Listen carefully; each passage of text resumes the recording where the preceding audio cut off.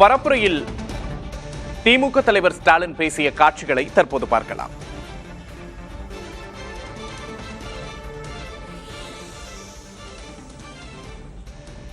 வன்னியர் பொது சொத்து வாரியம் அமைக்கணும்னு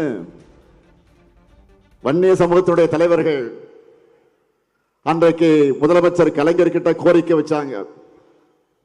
2009ஆம் ஆண்டு அதற்கான ஆணை பிறப்பித்தது கழக அரசு தான்.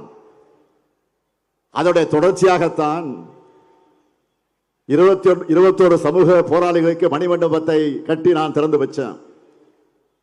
இன்னைக்கு அந்த தியாகத்தால பயனடைஞ்ச சிலர் எப்படியெல்லாம் துரோகிகள்னு மாறி இருக்கிறாங்க அப்படின்னு உங்களுக்கு எல்லாம் தெரியும்.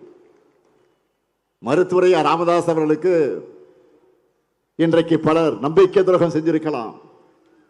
ஆனால் தலைவர் கலைஞரும் நானும் திராவிட முன்னேற்ற கழகமும் அவரை என்றைக்கும் சமூக நீதி போராளியாகத்தான் பார்க்கிறோம், மதிக்கிறோம். இன்று என்டிஏ என்ற பெயரில் அமைக்கப்பட்டிருக்கக்கூடிய கூட்டணி என்பது துரோகிகளால் தமிழ்நாட்டிற்கு புதிய துரோகம் செய்ய அமைக்கப்பட்டிருக்கக்கூடிய கூட்டணி அது.